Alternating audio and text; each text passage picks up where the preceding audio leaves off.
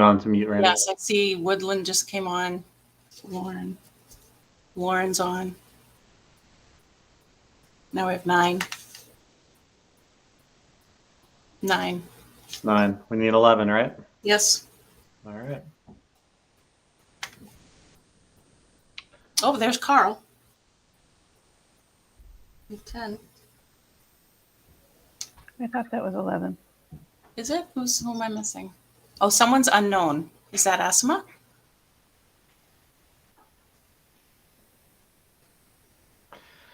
I don't think we can have an unknown on this call. We can't. I don't know who that is. Oh, you know what?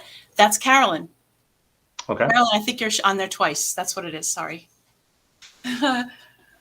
Randy, I'm showing Lauren, Jean, Oh, there's Deidre. Tamara. We're good. There's Deidre. Okay. I just didn't scroll up high enough to see that she had joined. So we have a quorum? We do. We have 11. And we are recording, and Ed is live streaming. And Great. Evan. And Evan. And Heaven. Great, great. So I'll call to order special meeting number 342 of the Wachusett Regional School District Committee. Today is March 3rd. We are meeting virtually, and we are live streaming and recording.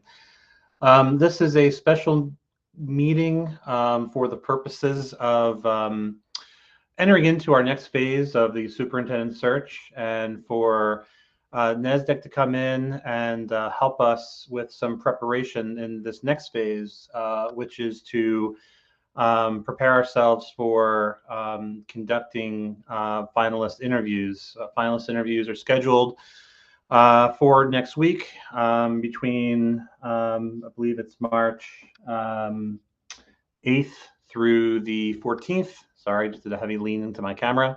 Probably didn't need to see that. Followed by deliberations later in the week of the 14th. So what I'd like to do is turn it over to Carolyn to guide us through some materials that she's prepared. And Carolyn, you're on mute. All right, thank you. Thank you everyone for joining. I appreciate the opportunity to work with you. I just want to double check with Michael. I have the 4 interview dates as 8, 9, 10, and 13. 8. So the 13th, I believe, is a Sunday. So I have Okay. 8, 9, 10, and 14. 8, 9, 10, and 14. All right. I have to make sure I make that correction. I'm sure I must have written. Okay. Now with that, I'd just like to go through, and I want to answer any questions you might have as well. So there's an agenda, but if you have a question, just interrupt me and ask. You have by now been given a link to the candidates' application materials. And that's a confidential link because the materials in that application packet may become part of the personnel file of the candidate, the successful candidate. So that material is not public information. I mean, you don't share that link. What is public is that every candidate has provided a resume that they've removed any email addresses from or phone numbers or things like that. And those public resumes can be put right up on your website if you so choose. They can be given out at the interview. They can be, they're public. You can distribute them however you wish. You also, I'm just going to go down the list, Michael, unless you want to chair. Oh, go right ahead. Okay. Every candidate also provided a list of references, 12 to 15 references. And these were in categories. And I like to think of it a little bit like Noah's Ark. 2 administrators, 2 school committee members, 2 parents, to this, to that, in different categories that NESDEC asked them to provide, 2 teachers, 1 preferably, maybe the head of the teachers union or whatever it is. And that material was provided to the district. And every candidate has had a discussion with me, and I would like to tell you that all four are very excited and very pleased to be invited to the district. They're all looking forward to it. They enjoyed meeting the screening committee, and those are very positive phone calls to make when you call and say you're being invited back, and the candidate says, "Oh, I'm so glad. Oh, I'm so pleased." So they are. And each is being invited to spend a day in Wachusett before their interview. The day of their interview, they'll arrive fairly early in the morning. I think it starts at 8 in the morning, and have a full day in the district. And this is a chance for them to get to know you, as well as for you to get to know them. And we provided the management subcommittee with a very detailed list of things that we thought that that candidates should see, and along with opportunities for parents to meet the candidate, for staff to meet the candidate, for administrators to meet the candidate, for students to meet the candidate, and to work a day in a day's agenda where the public, the school community can meet. Any member of the school committee community can meet the candidates, all four candidates. So there are the agenda. I think it was in your packet. You got sample day in the district agendas that allow, and we'll make sure that if the language isn't clear, they allow for where it says parents meet and greet. That's all parents, pre-K to 12. And where it says meet and greet when they start at the central office at the main building, that's going to be all the principals are welcome there. So that will be fleshed out a little bit, but that's an opportunity for people in the district, if they would like, and parents to meet, and you to meet the candidates, and then for the candidates to also get a feel. So later, when we're talking about questions to ask the candidate, one question I always think is fascinating is, how has your perception of Wachusett changed after having the opportunity to spend the day here? Anything like that, or so that you can get a sense of what they knew before and what they know now. So, any question about the day in the district? Yeah, Laura Kirschenbaum has a question. Laura, you're on mute. Thanks, Mike. I took my hand down, but not unmuted. Sorry. Thank you for choosing me. I don't know if this is for you, Mike, Carolyn, but is there a designee who will serve as sort of the, Host? an escort for the day, a host for the day? Yep. And also, is there an opportunity for students to meet the candidate as well? Yes and yes. So the liaison to the school committee for the search, Sue Sullivan, is going to be the escort for all four candidates. And built into the agenda is a candidate student lunch. Linda Longblale. Yes, thank you. Are we going to get a chance to talk to the person who escorts the candidates to hear their input on how they felt the candidates did in their district day? So what I'll say is this. So there's an opportunity for anyone who not only meets the candidate, but anyone who views the interviews or has an opinion for that matter, to be able to submit a form, an online form, to provide feedback. So there is a mechanism for anyone that comes into contact or doesn't come into contact, and they'll indicate which one it is over the course of the process or in the course of providing the feedback. But they'll have the opportunity to provide feedback. So there's no sort of formal opportunity on our agenda for us to hear from that individual. The reason I ask is that when I was involved in the search for the special ed administrator. And it was helpful to hear from the people who had escorted her around about what she had to say, questions she asked, etc. It was helpful. So You can have Susan, she may be there in another capacity, but if Susan is there during deliberations, you have to remember that your deliberations will take place in public. right, So, I understand. So sometimes it's difficult if you say, so Susan, tell us how the day went for so-and-so. It's just to be very careful. But but there's still sometimes in the normal course of conversations, when we get down to reference calls and everything, Susan, who will have met all four, can say, my perception is that the teachers were really engaged with so-and-so when they were meeting with him or her. So you can think that through, Linda. I agree that there's sometimes real benefit to that, but then you have to think of how you're going to do that so that she's not sitting in front of the public and saying, no, they thumbs up to this candidate and thumbs down to that one, Right. Okay. Well, I'll put some thought into that, but it would certainly be helpful. Any other questions at this point? Linda Willen?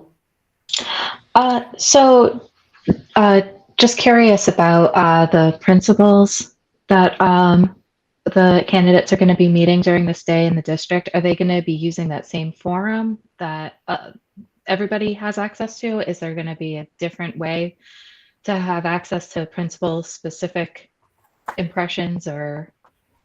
They will put their name on the form. The forms have their name and address, and if they choose, whether they're a teacher or however. So yes, you'll be able to see who said what. And they form, when we met, someone suggested in a previous meeting that the form have, and you may have a sample in your packet, I'm not sure whether it came in too late, but the form will have like a Likert scale from sort of disagree or not interested to very interested, but it also has 3 different opportunities for comments. So people the comments are optional, but and they'll use it. They'll make use. So I'm hoping that people give you feedback. Everybody's invited to, and we've tried to make it as simple as possible by having it by name, a link by name. You meet a candidate, you want to say something about him or her, that you provide that feedback, and principals will definitely be encouraged to provide feedback. Anyone else before we move on and continue? Okay, Carolyn. Okay, so the reference checks, as we said, it's very difficult if you have a 22-member school board to have all people calling, the chair of the school committee in somebody's district or the finance director. So usually those are parsed out and people take different references. To have consistency, and this might go along with what the question that Linda asked was, I think the district is looking at having Susan Sullivan, the liaison to NESDAQ and the district, a former HR director, former school committee member, to consistently make the reference calls for all 4 candidates. And then she would be at the deliberations, and we'll talk about how that she would report that out. And I think I'll throw it back to Michael to see if he wants to. Sure. Just real quick on that. So we discussed, having Susan be the commonality there and doing the reference checks. And certainly in her role and unique position, she's uniquely qualified to be able to do that on our behalf. We would then look for Susan to just have a report, and again, there'll be some parameters around what you can say and what you can't say, but she'll have a report that'll be made available to the school committee in advance of deliberations, based on what's metered out and what she discovers through reference checks.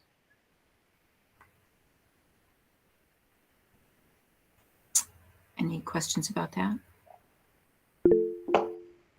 Malaya? So I do have a question, and I'm sorry to be the difficult one. I understand the value of having the same person do all the reference checks.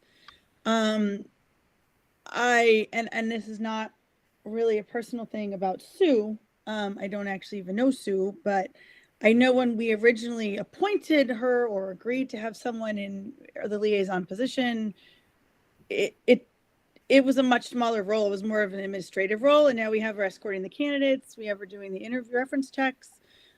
She has done a great job from what I've heard, but I have some concerns about someone who has a past history of the district, and not on the school committee, perhaps doing some of these checks. And it's nothing against Sue herself. I just wanted to raise the question because I know early on some people raised similar questions. And I just was curious to hear management's thought on that. Or, I mean, I understand the value of one person doing it. It is a lot for one person.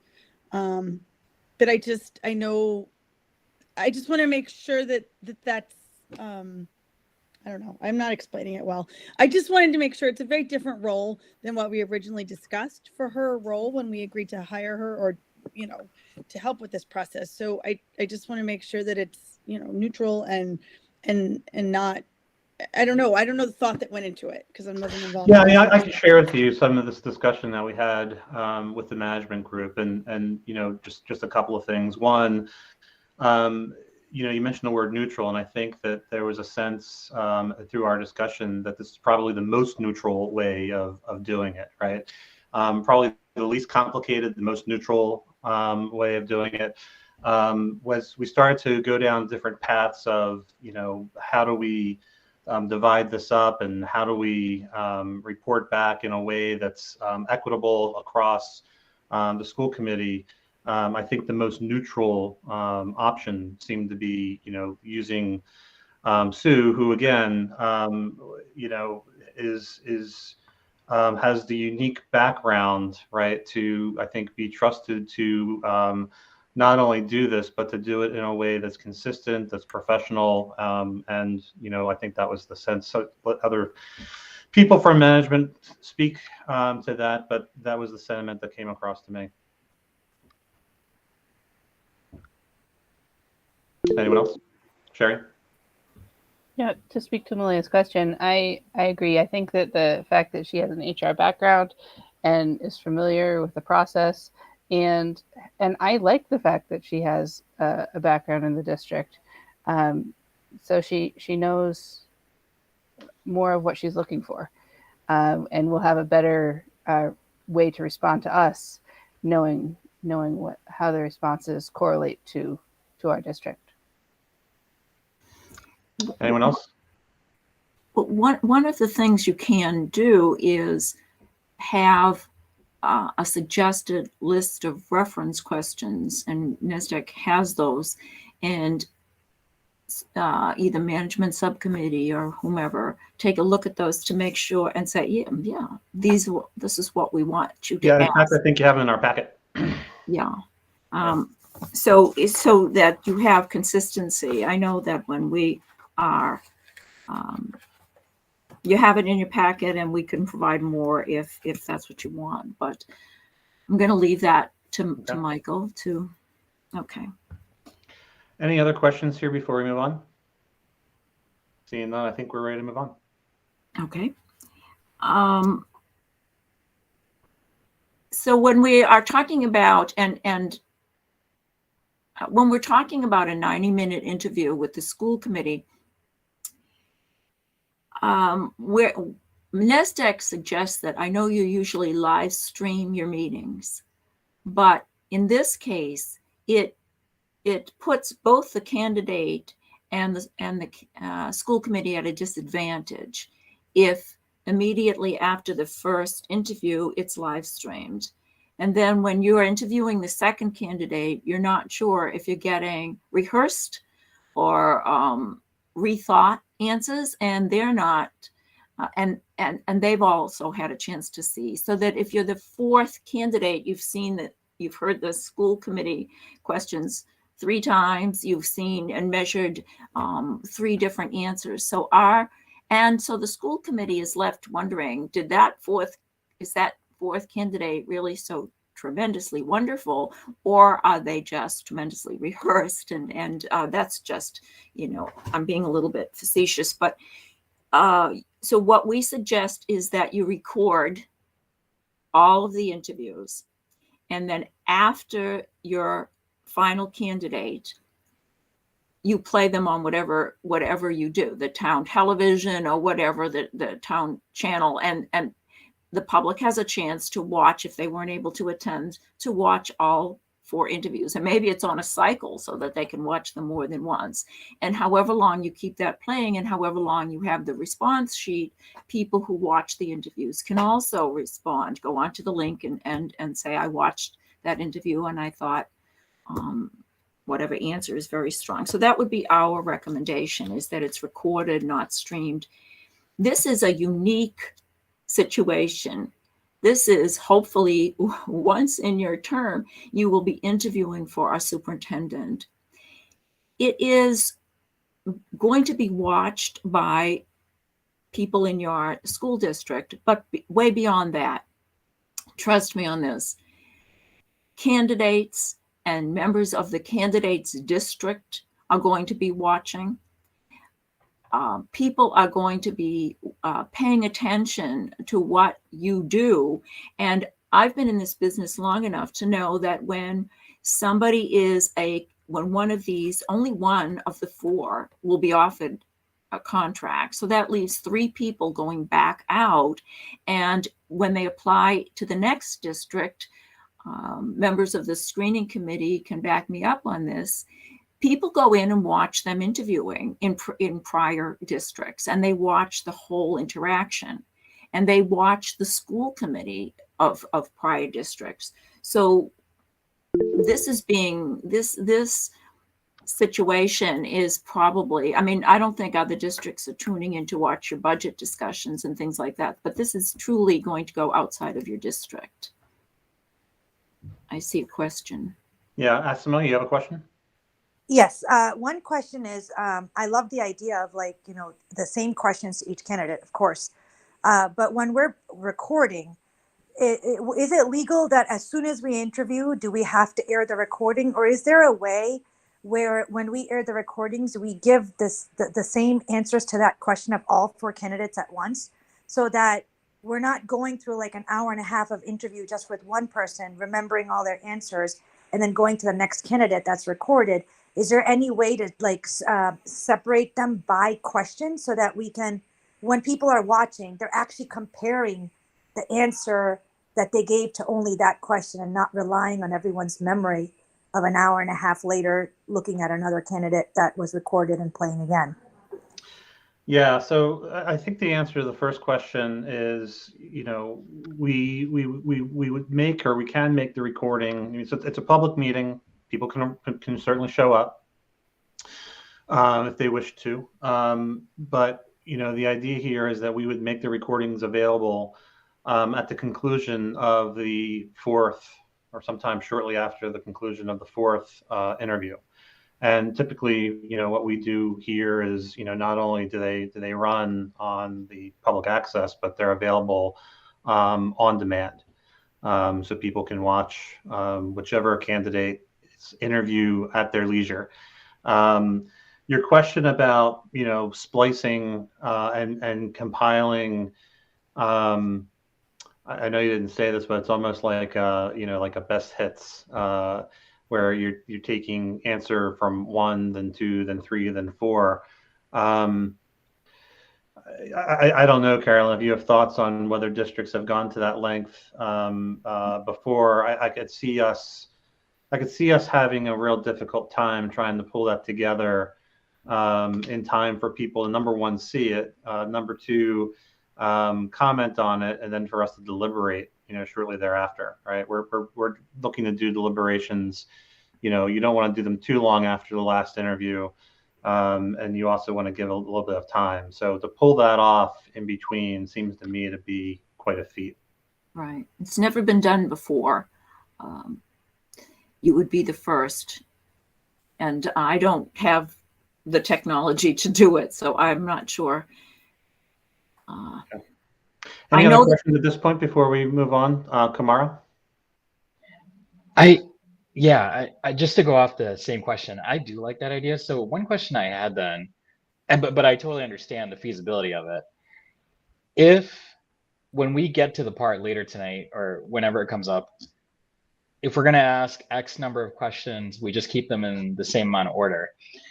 My reason is that if we have the camera moving to the speaker who's asking the question, moving back to the candidate, if we're going to release pre-recorded versions of whatever folks are going to answer, if somebody is interested in a particular question, they can compare video by video and go, for example, 14 minutes and 30 seconds in. I'm using an arbitrary number, but that would be my closest to make it maybe more user-friendly. That just something I was thinking of, yeah.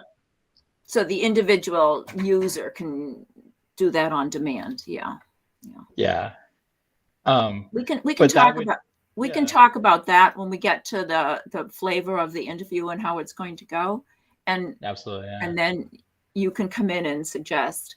The legal requirement is that you record or make your meetings available to the public. How user friendly, I'll leave that to you. We are down to the successful and thank you. I'm not dismissing your idea. I'm just going to come back to it. In your packet, and when I came to the committee, thank you for having me, we went over the successful candidate profile. And the successful candidate profile is in your packet. And if you remember, there were 4 major themes that rose through all of the data that people provided, and also when it was presented to the school committee. And they uses a system-wide perspective when leading a large, complex organization. So that's taking the whole system into consideration when you're making decisions. Creates a collaborative and inclusive district culture. Considers transparent and inclusive communication to be a high priority. And the 4th was provide skilled fiscal oversight and budget management.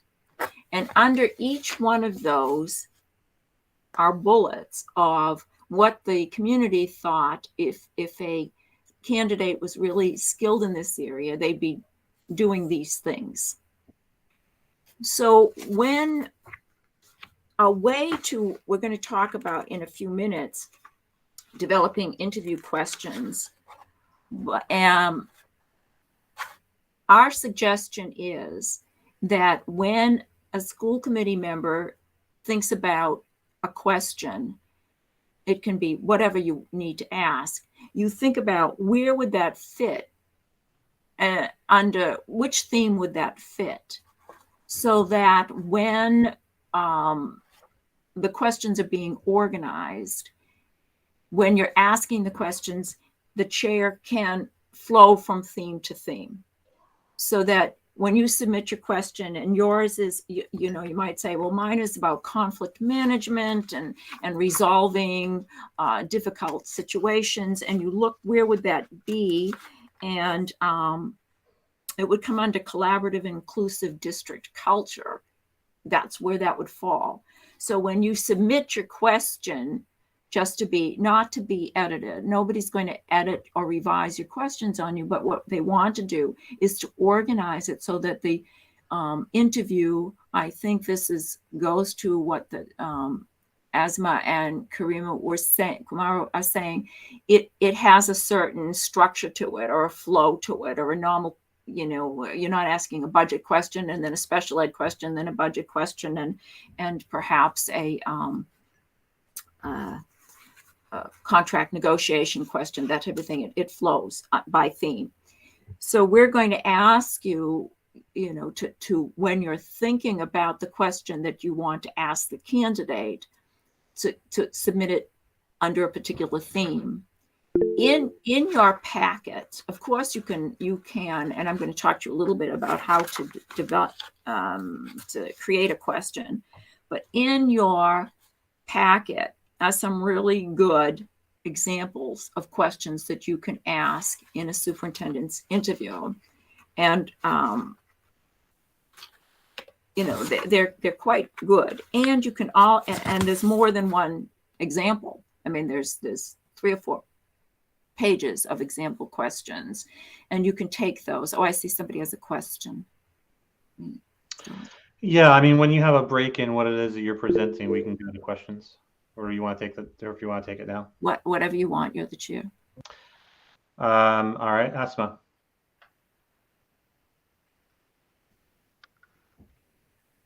I'm not sure if you're on mute, Asma, but we don't hear you. Oh, sorry. Thank you. So, quick question. Some of these candidates you had mentioned most probably did interviews at different districts for a similar position. I know there's going to be reference checking and stuff, but will we be able to get links to those so that we can also watch them before the interview? You can go on Google. You have access to all the same information as everybody else. These are documents that are in public. So if you Google, just same as the screening committee did when they had their applicant pool and they had the people that they were interviewing, they were able to go on and look up the candidates, and that's all in the public domain. So yes, if you can find, and if they're out there, you can find information about them. The candidates. Oh, I just meant like, if I found something, I know I can't just necessarily share it with the whole school committee without permission. So I'm just asking if we're going to do like a comprehensive document of whatever, that is found so that we can all be on the same page. Yeah, so we don't have a curated list of things that we found on the internet, right? So the packet that we have that NESDEC has provided is kind of the basis, and we know that we'll have some feedback that will come in through people who do the online forum. We're going to have feedback that comes in through reference checks, and so then if there's something beyond that anyone on the committee wants to look into, you're certainly welcome to do that, and to share it during deliberations perhaps. But I can tell you, for example, during the screening process, I don't recall seeing anybody's pre-recorded interview. I mean, I know that Carolyn mentioned that by way of example, and I think the context was, someone down the line can go back to our recording if we kept it out there for too long, and use it if they didn't get picked in a future search. But I think it probably just needs to suffice to say that the material that NESDEC has provided us with, the feedback that we get both from the reference checks and from online, is what we'll have distributed, and whatever people find outside of that is up to you. Okay. All right. And again, thank you. Again, you can, when we're looking at the bullets, you can change any one of these.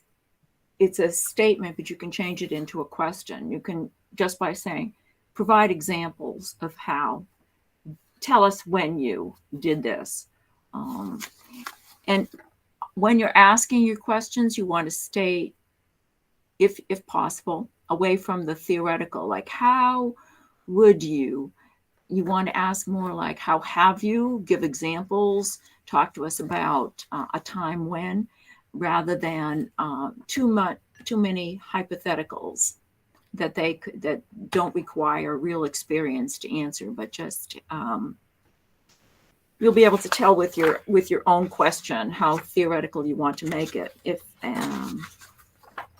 And even the vision question can be such that how would you envision a successful or a great Wachusett school district? Or you can say, give us an example of how you move towards your vision of a successful district in your current position. So there's just a little variation, and one requires a little more boots in the ground response. When you have that, there's also in your packet, I'm just going to show it up, themes for interview questions. And when I'm meeting in person with the school committee, we take a look at this, and I always say to school committee members, this is a partial list, because if you wanted to really put out themes, it could be 4 pages long. This is because there's obvious sections that aren't here, whole special education areas that aren't here. This is to show you that there are themes. And generally what we do at this stage is we say, do you have a theme in mind where you want to ask a question around? You certainly haven't written it yet, but do you have an area where you want to ask questions so that your fellow school committee members can hear? And maybe we usually ask school committee members to write up one question or have two. Now, if you have 22 members asking questions, I did the math just for fun. And if you have 22 people asking questions, you have, from the time the candidate walks in and sits down, there's 4 minutes per person. And that's fine, that's doable. It doesn't leave for any sort of conversational tone and follow-up, but it does allow everybody to ask a question. Another way to do it is for you to listen to the themes that people want to ask, and you might say to yourself, gee, that's what I wanted to ask, so I'm good. I'm not going to ask a question. Or you might say, oh, that was my first choice, so let me pivot and choose another theme because I do want to write a question. So we have designed the interview to be 90 minutes. So there is 4 minutes per question. It can be, and I think Asma brought up, is every candidate going to be asked the same question? And I think Kumara was saying, is everybody going to be asked it in the same order? You want a little bit of a flow to it. So it may be that when the candidate answers a particular question, it's an obvious segue into another question.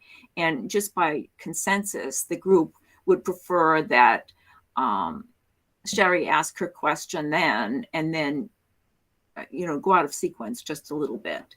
But if the interview, some people are comfortable with that, and some are saying no, let's just stay to the order that we're in. And either way NESDEC isn't bothered by that. But when you are choosing your question, you don't want, if you have 4 minutes to both ask and have the candidate answer, you don't want to take up a lot of airtime in asking the question. This isn't the time to ask a question such as, here in Wachusett, we really believe that every student should have access to music education. And therefore, we've tried very hard to do X, Y, Z, and something. And you're giving information to the candidate. It would be better to say, what is your perspective on music education for students, and who should have access, and how would you provide it? So that then you listen to see if that's a match to what you believe in Wachusett. Now, with that said, and I'm just going to keep talking, so because I'm aware of the time, but with that said, you want to be, as right now, everybody is attentive, and they're watching me, and they're I feel like I'm interacting. You want that to be the same with the candidates. You want the candidates to feel that they'd like to come and work with this school committee in Wachusett, because that's the biggest number one that we hear from superintendents why they change jobs, is because they don't have the relationship that they would like to have to work collaboratively with the school committee to move an agenda forward. So they'll be assessing whether they could be successful in Wachusett by sort of the tone and the feel they get from the committee. So you want to show your true selves. You want to be your true selves. Smile when they're talking, nod, laugh if they make a joke. You might be thinking to yourself, I'm not sure that this is the candidate for us, but you don't have to show that in your face like I'm tuning out because this one is not for me. You want your demeanor to be professional all the way through. And I know there's a school of thought that says, let's see how this person reacts under stress. Michael, what did you have for dinner? You don't want to be playing sort of the gotcha role. You want to assume, and I think you can tell from the credentials, that all of these people are professionals. They will make a good superintendent for a district, perhaps not for Wachusett, and that's what you're trying to decide. Or you may decide like 2 or 3 of them, gee, I can't decide, and that's a good problem. But you also want to respect that that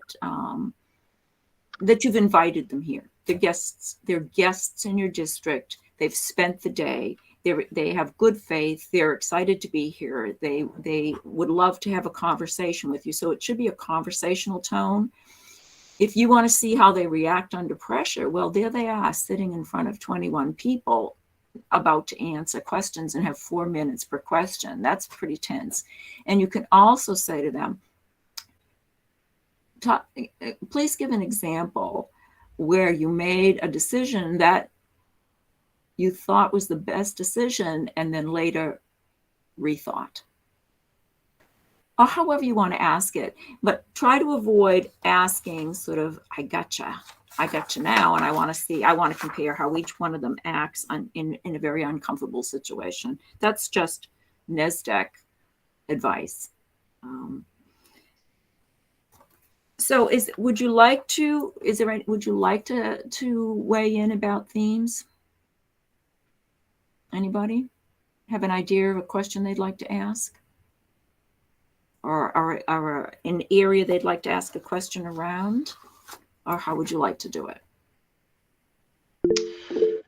So Caroline, a couple of people raising their hands, but I just wanted to clarify something that you said, and that was, to the extent that we can, trying to map questions back to the 4 themes of the candidate profile is going to be helpful in not only making sure that we're asking questions that get at those things that are important themes that were identified for a successful candidate, but also help with kind of the organization of the questions.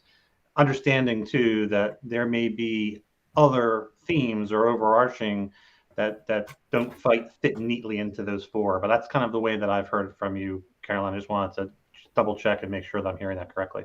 Right. Okay. All right. I think I got Malaya first. I'm first? Goodness. Okay. You all can guess. I will certainly want to ask something about special education because it was not reflected in a lot of the materials we have. I don't know what that fits under yet. I haven't gone back to look at the profile. I think it's the second one. The inclusivity, I think, or something like that. But I certainly, since I work with that population closely, will want to ask something about that. Thank you. Somebody else popped up here, but I didn't see who it was. Asma.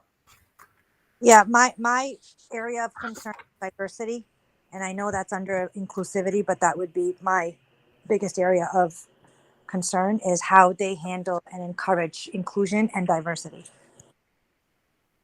Great, thank you. Linda Longley. Linda, I think you're on mute. No, I didn't realize. Yep, sorry. So I didn't realize we were going to be asked to offer questions tonight. But just general area, if you have. Well, I guess my question would be, how do you tell me what process you follow to oversee the finances in your district? Okay, so that there's a great category for that, category 4 on finance. So thank you. Thank you. Thank you, Kamara.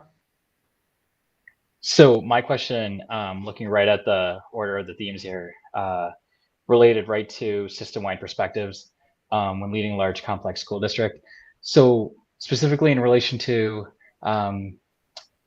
working with all 13 schools together, and all staff and principals and teachers. So that was kind of the general theme where mine was going. Okay. Good. Ken? I suppose my theme would center around leadership and communication. So I probably want to ask a question about how they've taken a controversial topic, how they've created a vision, used data to defend that vision, and then communicated their decision to the school committee and to the public. Good. And that could go. I just put. You can either do that under 2 or 3. Transparent, inclusive communication. Thank you, Paul.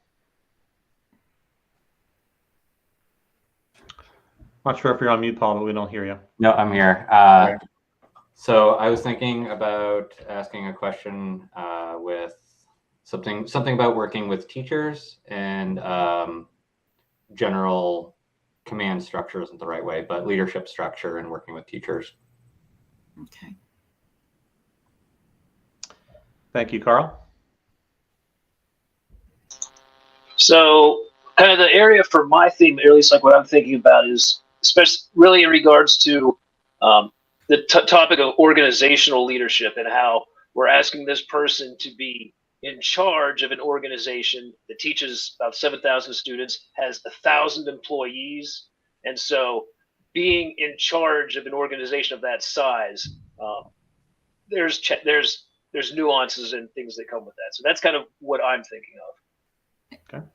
Great. And then that would be system-wide perspective, a systemic leader. Yeah. Thank you, Laura. Thanks. I am interested in the system-wide perspective as well, specifically with regard to curriculum.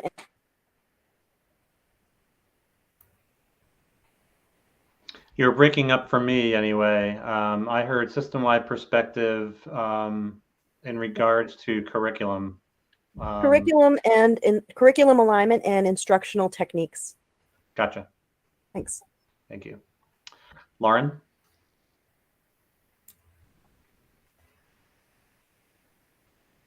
Lauren, I'm not sure if you're on mute, but we I got don't it. hear you. I am.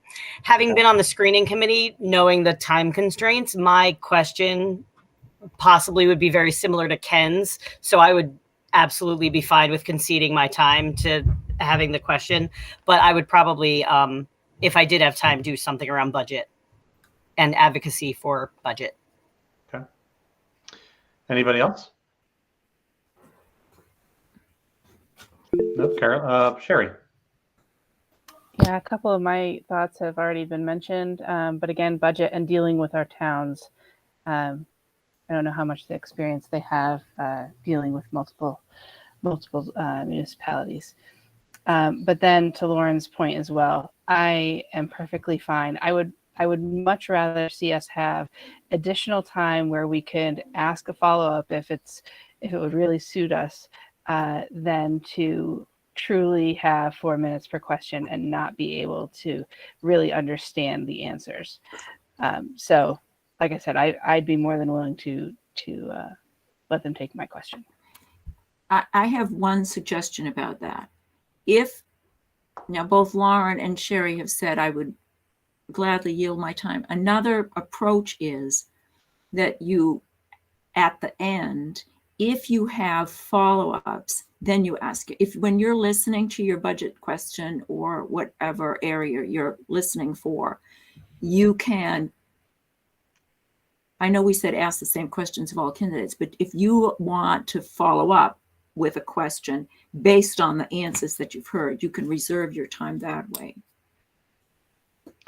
Yeah, so one of the things that we talked about, right, is that you certainly give everyone an opportunity to ask a question, and just as you, Sherry, and Lauren had described, it may be the case that you have a question that's thought out, and in the course of another answer or response to a different question, they've covered your question.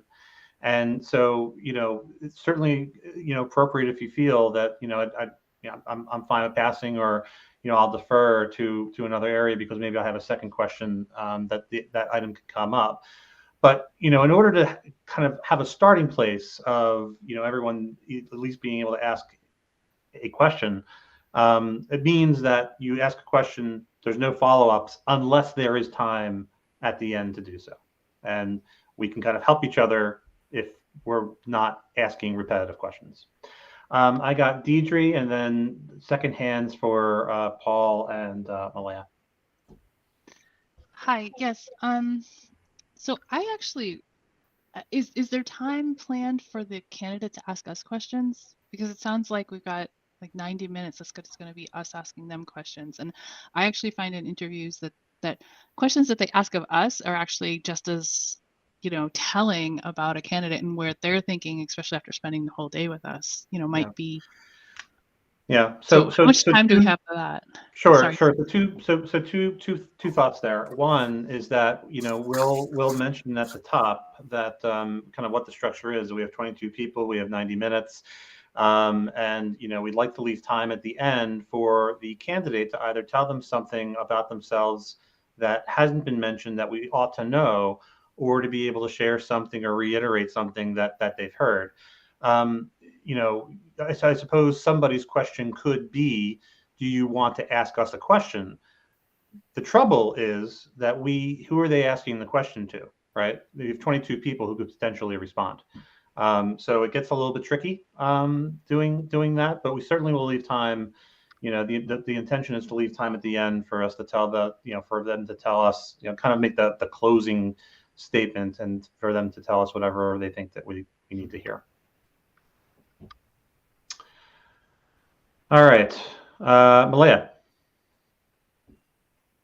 Yeah, I have a process question, and I have I have a secondary area, so I don't necessarily have to ask it, but the other thing that I would consider asking about is for them to talk and discuss their knowledge of challenges facing regional school districts, or something unique to regional school districts in Massachusetts, to kind of get at their understanding of that. And I don't know where that would fit, or if we have time for that, but that's my other thing I was thinking about.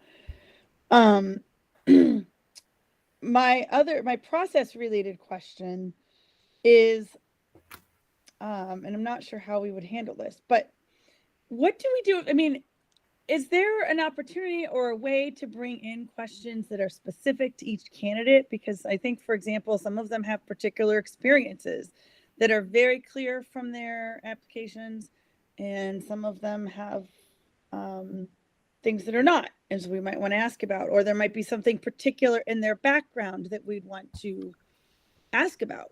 How does that fit into this process? So I'll give you a quick answer, Mike's take, and then I'll pass it to you, Carolyn. But Mike's take is two things, because we did talk about this a little bit in management. One is that you may have a question that you have in mind that you want to ask, and the way that you ask it can certainly differ from candidate to candidate, meaning that you make that question applicable or appropriate for that candidate. Beyond that, again, I would be cautious about, what Carolyn was describing as gotcha questions. And so, at this stage in the game, this is a public process now. It's on display for all to view. And, I think that, and I'm not suggesting that this is your intention, Malaya, and even asking the question, but I think we want to tread very, very lightly on questions that can be construed as potentially diminishing somebody's professional reputation by virtue of being in this position. But Carolyn, I'm not sure if you want to elaborate on that. Yeah, that was not my goal at all. I just know in reading each of them, I had certain things I thought of with each of them, and I was trying to figure. And then when I've done searches in other positions, there's sometimes things that come up specific to someone's experience, not Right. asking them about something they did wrong, but there may be certain things. And Well, for instance, let's take your question about regions. I think it's perfectly all right to say, you know, when we look at your materials, you haven't had experience in a regional district. So, you know, would you talk to us about how you feel you, you know, what do you think you would bring, or however you would word it, you know, how, and for somebody else, you'd say, when I look at your paperwork, I see that you've worked in a district, but it's been small. How will those skills translate into a larger district? So, or take Laura's question about curriculum. If you're talking to somebody who was a business manager, you might say, you know, we see that a lot of your experience has been in business and finance, and we are certainly looking for somebody who now can oversee curriculum, etc. How will your skills translate? So I think you can adapt without, I think you need to be adapting your questions a little bit to the person who's sitting in front of you. Right. And that I would expect. I mean, if some people like to just read their question as it is, no matter who's sitting in front of them. But I think being able to say, you know, in your previous, you answered part of my question in your previous answer, but could you elaborate, because I'm looking for X and Y. So I think you can make it conversational. And does that help a little bit, Malia? So, you know, sometimes there's like one question you want to ask a candidate. If it's really something, then sometimes I can ask the candidate and get back to you with the information. If you're saying, well, in 1976, there's a big gap or something, I can ask those kind of questions. Okay. I appreciate that. I was asking the general question. I'm sure I'm not the only one who had that thought, because we've all been involved in searches in various other capacities at some point. So I was just curious. Right. Thank you. Got Paul next. I had originally raised my hand when we were consolidating questions, and okay.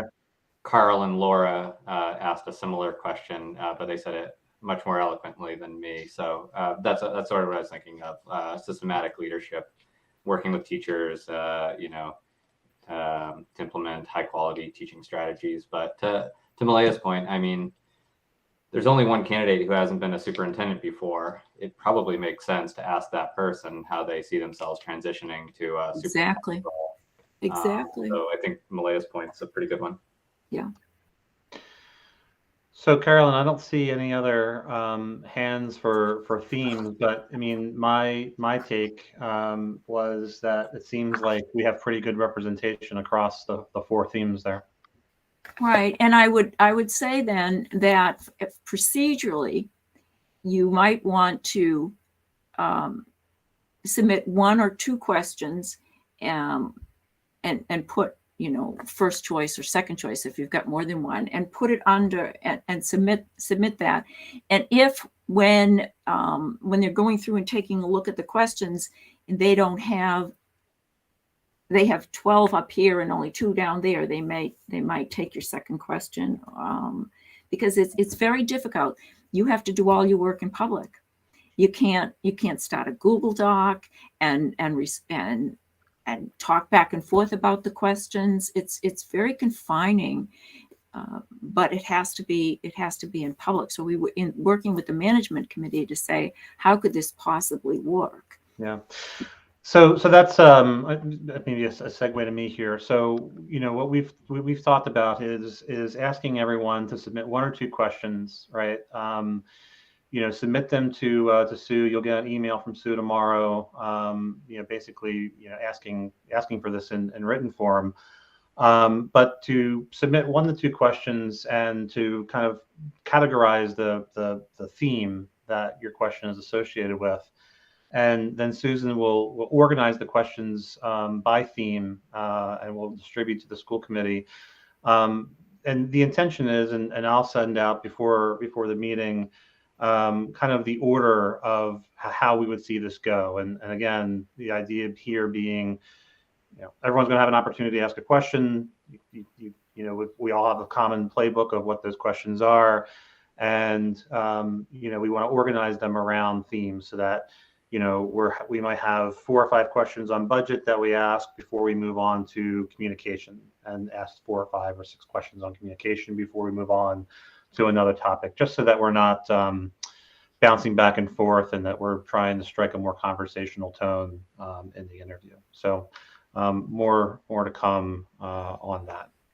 And if somebody doesn't submit a question and another person submitted two, maybe you're okay with that person asking yours. You can figure, I'll figure it out. work that out. And to Malaya's point, make sure that when you're asking a question, think about who's sitting in front of you. So you don't want to say, give us an example of how you as superintendent did X, if not all candidates, when to the person who's not a superintendent, modify it.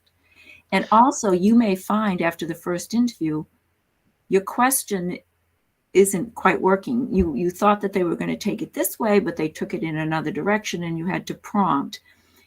It's okay to say, I'm going to leave that phrase out of it when I ask that again. You don't have to. Right. You can decide. Yeah.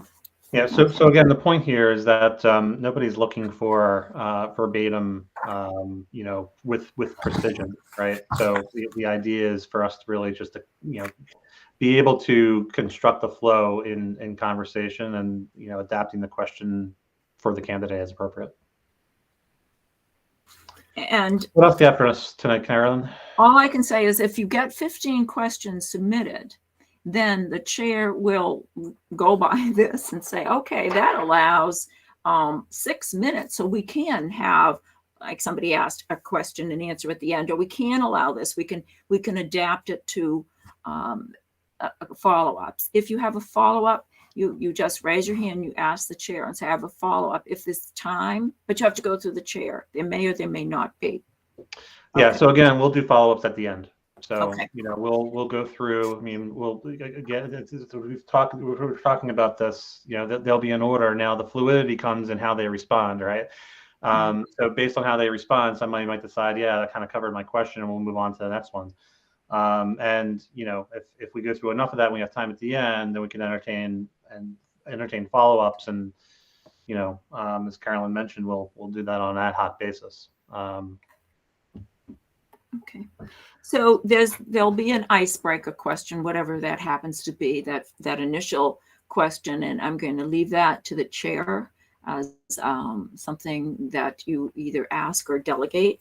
And listening and observing. You want to take notes. You think you're going to remember, but you're not. You really think, oh, when I get to deliberations, I've got this nailed, and you won't. So basically, I like to write right underneath the question. Like I'll be asking Susan to leave a space underneath the question for you, so that when people are talking, you can just write, like if high point they might make, or I heard this and I didn't hear that. And be careful, because someone could request your notes. So you want to make sure, and I'm just going to be facetious here, but that you don't write anything down about the appearance of the candidate. You don't write any, I'm a great doodler. Don't draw them. Just stay away from those things and write a substantive response of what you heard, what you were listening for. Like, didn't hear mention of this, heard that, liked this. And when it comes to deliberation, I know the people in the screening committee can attest to this. You have to go back to your notes, because somebody will say, I didn't hear him say anything about, Malia's question on special ed or regional, whatever it happened to be. And somebody else is, well, in my notes, I heard this, or I was listening for that, and I did hear it. So you want to do that. You don't want to ask anything personal. For instance, if you moved here, would you put your children into our public school system? Because that presupposes to have children, and that the children would be coming with them. So try to stay away from that. Gee, would you move here? Would you buy a house here? This isn't the forum for those kind of questions. That will come out later. If the candidate is someone that you're really interested in, you'll say to them, we expect you to be here at football events. You can't very well live 6 hours away. So there'll be those kind of things, but you don't ask, and you're experienced enough to know you don't ask anything about age or gender or marital status or children or personal information. So I always say stick to your topic. And if it, and NASDAQ goes one step further because they say just don't make personal comments. If somebody walks in and they're wearing just a smashing suit or something, say, wow, that really looks nice. Nothing like that. Or I love that pocketbook. I've been trying to find that online. Where did you buy it? Nothing like that. So to stay away from that, you want to talk more like, gee, I'm so glad. Oh, there is a time for you to mingle with the candidates before their interview. And that's been built into the day in the district. I think it's like 15, 20 minutes before the meeting starts. And that's where you can come up and hello, hi, so glad you came. Yeah. And also I keep going back to Malia's question, but if you're left after the interview with like a burning question and you say, but I need to know this, you can tell the chair, he will tell me, and I will try to get that information for you. So I don't want anybody to walk away and say, well, I couldn't ask what I wanted to ask. Have we covered that? Be careful on your opening, and I'll say this to Michael, be careful on your opening question that the candidate, it's not so open that the candidate gallops away with the interview. Because sometimes you say, why Wachusett? And a half an hour later, you're still listening. You really want to say, do you have 2 or 3 minutes? You can tell us why Wachusett, or something, whatever you're going to ask. I don't know when we're going to talk about how to deliberate, if there's another meeting between now and then, or I can go over a little bit now. I don't know, Michael. No, I think that was the intention for tonight. I mean, we have deliberations scheduled for the 17th. We certainly in the past have gone through a process of lots and lots of discussion, followed by a vote and ultimately a motion to extend the contract once we've kind of gone through that process. But I think that's beyond the scope of what we're trying to cover for tonight. Malia.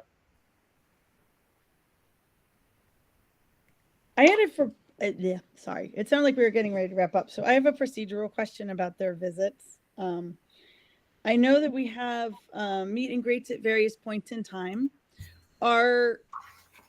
I guess my question is, would you advise or are we allowed as school committee members to drop into those meet and greets if we wanted to kind of observe some of those interactions or learn things that we may not hear, or just, be in the room? Are we allowed to do that, or are we advised to avoid those situations?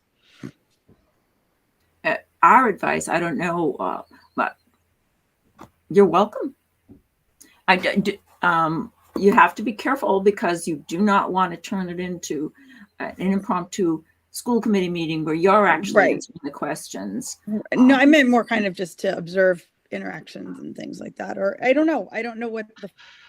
So here's my take, Carolyn, and I'd be interested in hearing more of yours. I mean, I think it's one thing that, as a parent, do I want to drop in and be part of and participate in the meet and greet for one of the parent groups? That seems appropriate to me. I think where it could potentially change the tenor of the meet and greet is when we have people show up as observers. I think then people can become aware that, hey, this person or these people are not here to participate, they're here to watch.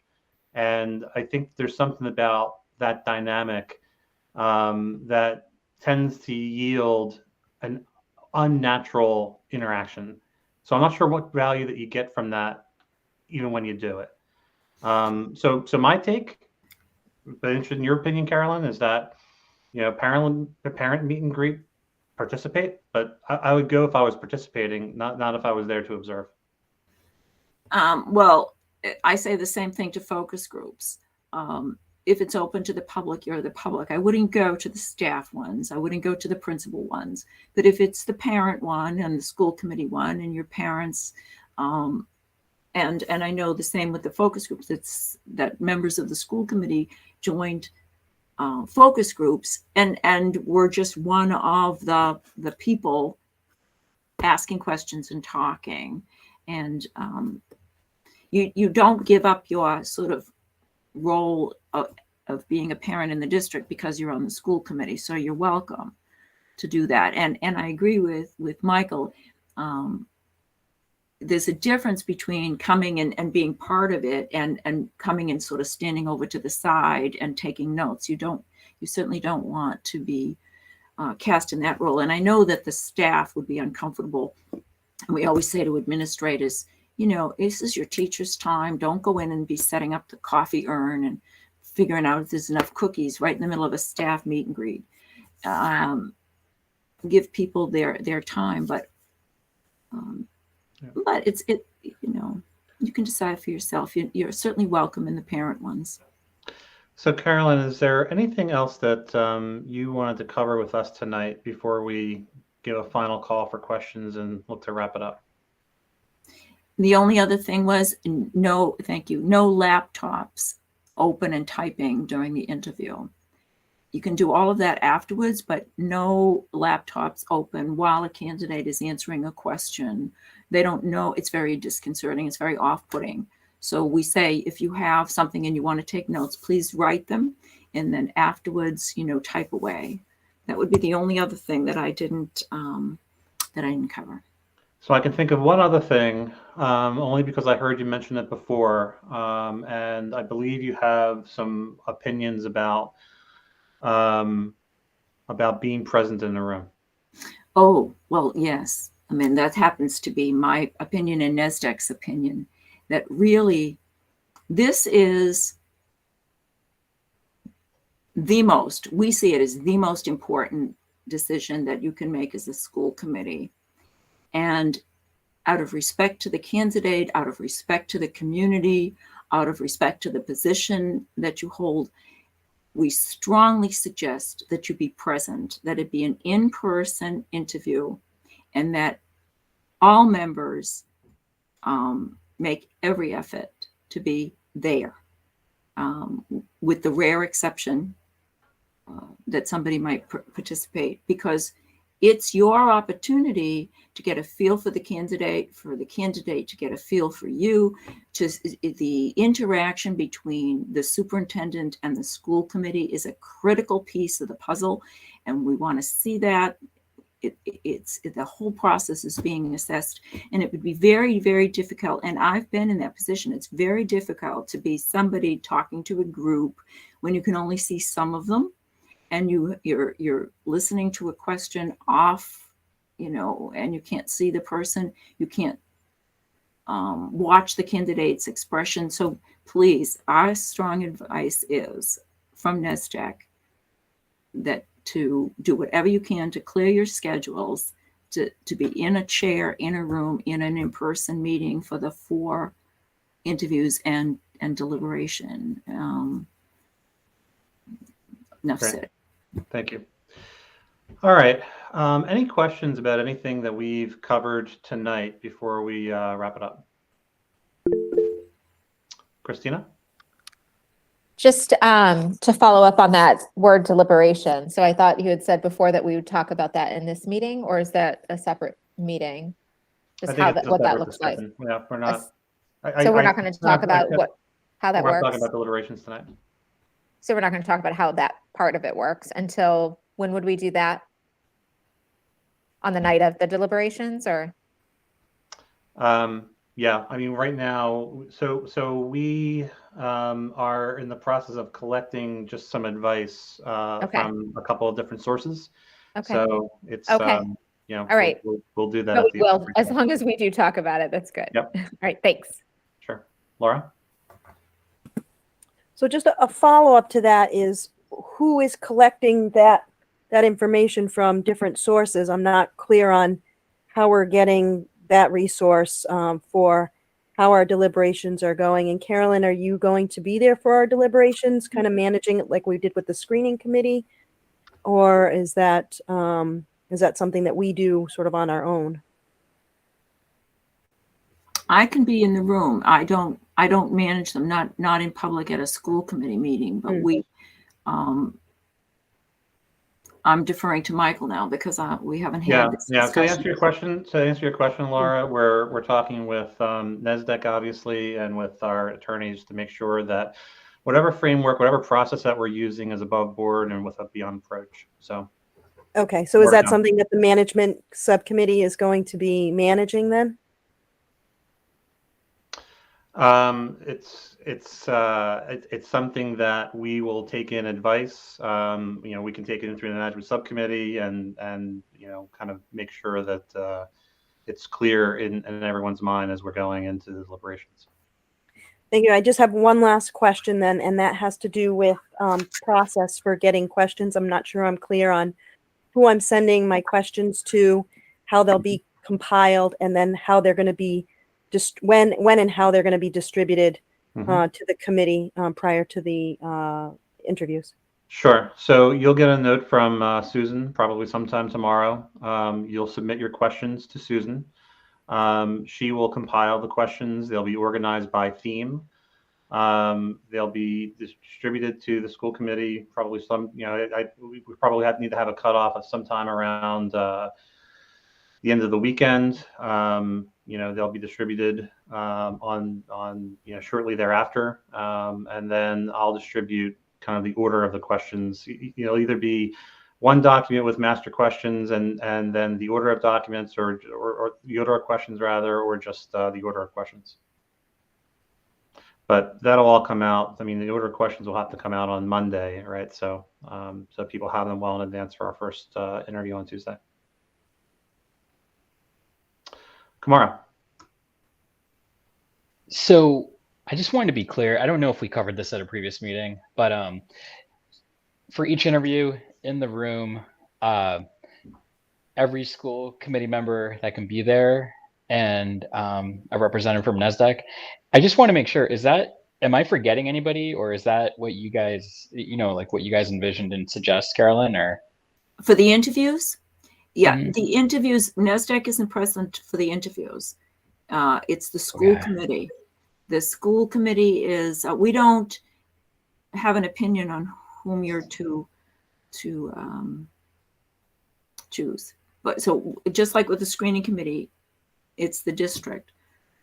But you should be in a meeting room with the candidate at a table, able to look at the members of the school committee. As you know, I would say strongly take a look at your schedules, and unless something is really important, try to be present. All right, thank you. Thank you. Any other questions? Seeing none, I'll entertain a motion to adjourn. So moved. Second. Been moved and seconded. We'll go to a roll call vote. Need to pull up a list of some sort. Do you want me to take it? It's Randy. That'll be great, Randy. Okay. Member Bennett? Bennett, yes. Member DeRosa? DeRosa, yes. Dubois? Dubois, yes. Gavarden? Gavarden, yes. Gustafson? Gustafson, yes. Haber? Haber, yes. Kirschenbaum? Kirschenbaum, yes. Longbeliel? Longbeliel, yes. Mills? Well, Jeff? Otmar? Otmar, yes. Runstrom? Runstrom, yes. Salmon Garrett? Salmon Garrett, yes. Shapiro? Shapiro, yes. Silva? Silva, yes. Smith? Smith, yes. Woodland? Woodland, yes. Chair Dennis? Dennis, yes. Before we adjourn, I'd just like to thank Carolyn for coming on tonight, for your continued support and help with us in this process, and really appreciate the thoughts and energy that you folks are putting into this and helping us with this. So thank you. You're welcome. Very welcome. So with that, our meeting is adjourned. Have a good night, everyone. Thank you. Good night. Good night. Thank you. Good night. Good night. Good night.